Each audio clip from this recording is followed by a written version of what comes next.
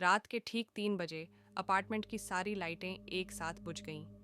Lift की हल्की सी आवाज़ अचानक रुक गई और तीसरी मंजिल के कॉरिडोर में अजीब सी ठंड फैल गई। उसी वक्त आरव की नींद खुल गई। उसका दिल बिना वजह तेज धड़क रहा था, जैसे किसी ने उसे अंदर से जगा दिया हो। खिड़की के बाहर पूरा शहर जिंदा था, लेकिन इस अपार्टमेंट के अंदर सब कुछ मरा हुआ लग रहा था। आरव पिछले 2 हफ्तों से इस पुराने अपार्टमेंट में रह रहा था।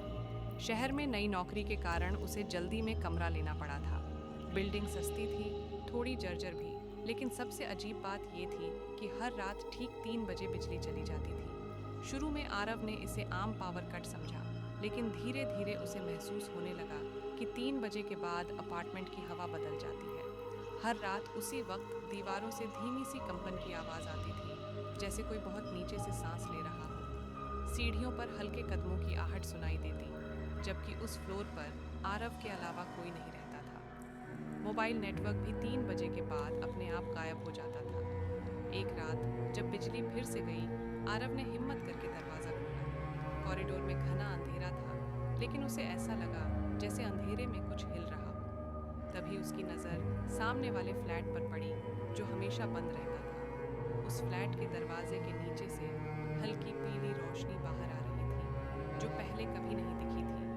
उसी अपार्टमेंट में रहने वाला एकमात्र और इंसान था, चौकीदार शंकर। एक दिन आरव ने उससे पूछने की कोशिश की थी, लेकिन शंकर ने बस इतना कहा था कि रात 3 बजे बाहर मत निकलना। उसकी आवाज़ में डर नहीं, बल्कि चेतावनी थी, जैसे वो कुछ छुपा रहा हो। उस रात आरव की बेचैनी बढ़ती चली गई। उसे लगा जैसे कोई लगातार उसके फ्लैट के बाहर खड़ा है। दीवारों पर नमी के निशान अचानक हाथों जैसे आकार लेने लगे।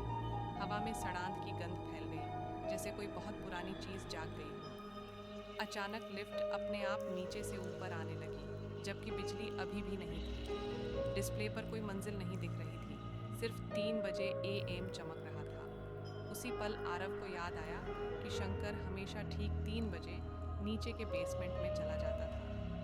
सुबह जब बिजली वापस आई, आरव ने नीचे जाकर चौकीदार को ढूंढा, लेकिन उसे बताया गया कि शंकर की मौत इसी अपार्टमेंट में कई साल पहले रात 3 बजे लिफ्ट में फंसकर हो गई थी। तभी आरव ने महसूस किया कि उसके मोबाइल में हर रात 3 बजे रिकॉर्ड हुई एक आवाज़ थी, भारी सांसों की, जो उसी की नहीं थी। और उस अपार्टमेंट में आज भी रात 3 बजे कुछ बंद नहीं होता, बल्कि जाग जाता है।